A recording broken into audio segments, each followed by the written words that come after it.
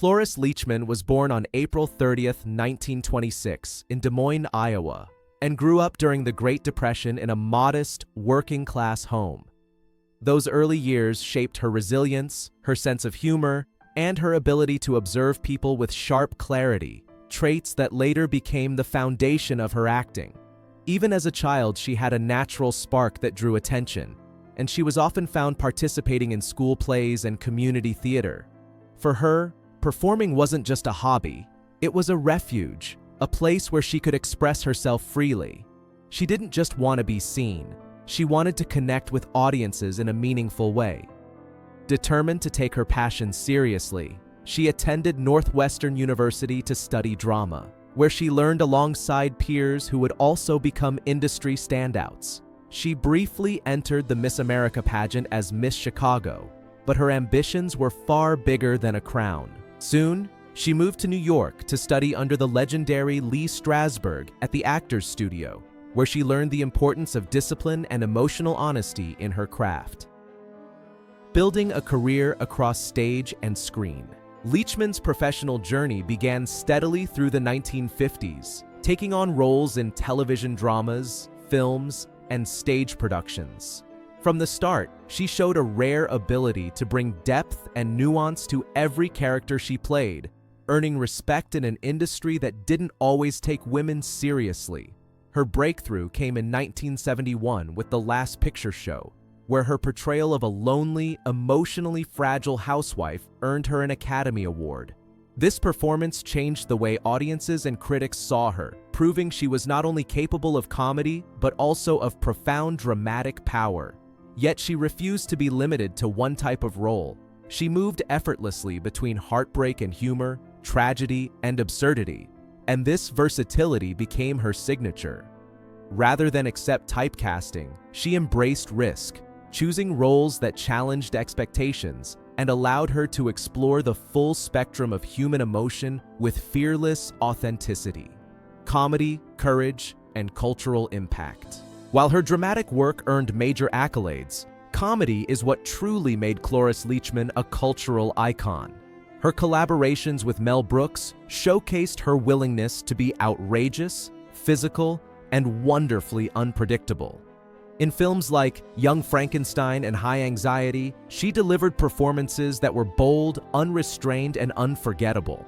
On television, her role as Phyllis Lindstrom on The Mary Tyler Moore Show made her a household name. Phyllis was sharp, vain, and insecure, yet Leachman played her with intelligence and heart rather than cruelty, making the character both hilarious and deeply human. The role became so popular that it led to the spin-off Phyllis, proving just how beloved she was. Over her career, Leachman earned 8 Primetime Emmy Awards, a rare achievement that shows how she excelled in both comedy and drama without ever losing her unique voice. A life of longevity and reinvention. Unlike many performers who fade into retirement, Leachman continued reinventing herself well into her later years. She embraced new audiences through projects like Malcolm in the Middle, earning yet another Emmy for her fearless portrayal of an outrageous grandmother. At age 82, she even appeared on Dancing with the Stars, becoming the show's oldest contestant and winning hearts with her humor and determination. She also took on voice acting roles in animated films and appeared in guest spots on popular shows, keeping her creativity alive and her energy high. Age never seemed to slow her down. Instead, it fueled her curiosity and boldness. She remained sharp, outspoken, and playful, refusing to conform to expectations about how an older actress should behave. To fans across generations, Leachman became a symbol of artistic longevity, proving that passion and creativity don't fade, they evolve. Family, marriage, and personal loss. From 1953 to 1978, Cloris Leachman was married to producer George England, and together they had 5 children. Their marriage was long and complex, shaped by ambition, creativity, and the pressures of Hollywood life. They navigated careers, parenthood, and public attention while trying to keep their family grounded. In 1986, tragedy struck when their son Brian died at just 30 years old. a loss that deeply affected Leachman and stayed with her throughout her life. Despite this heartbreaking moment, she remained devoted to her children, always encouraging their creativity and independence. Her son Morgan went on to pursue acting and music, reflecting the artistic environment she nurtured at home. Off-screen, Leachman was known as a loving and attentive mother who balanced a demanding career with a family life she valued deeply, even when times were difficult. Quiet kindness. Behind the spotlight. In the early 1960s, Leachman lived near Judy Garland and her children, Lorna and Joey Luft. During a time when the Garland household was experiencing emotional instability, Leachman offered something simple yet powerful: steady kindness.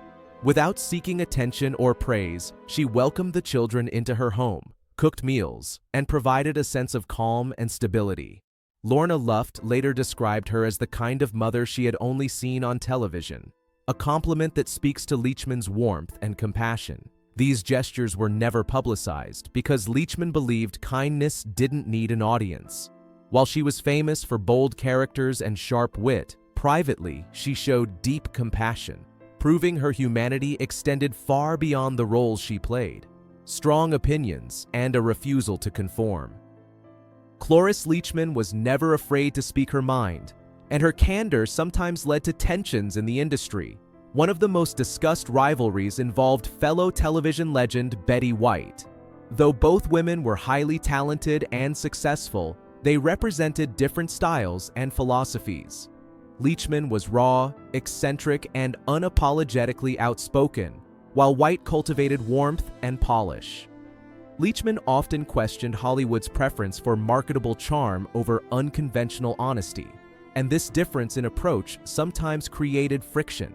Their relationship wasn't defined by cruelty, but by contrasting values. Leachman valued authenticity above all else and resisted the idea of carefully managed public images. Her critiques, though blunt, reflected a broader discomfort with an industry that often rewarded conformity. This rivalry became part of her legend, showing her refusal to soften her truth for approval. The meaning behind her outspokenness. It would be easy to mistake Leachman's bluntness for bitterness, but that misses the deeper reason behind it. Her straightforwardness came from a lifetime of challenging the limitations placed on women, especially those who aged or refused to be agreeable. She believed comedy and art should provoke thought, not just entertain. While others sought comfort in universal appeal, Leachman found purpose in disruption. She understood that not everyone would like her, and she accepted that trade-off willingly. In a culture obsessed with likability, she chose honesty. That choice shaped her legacy just as much as her awards did.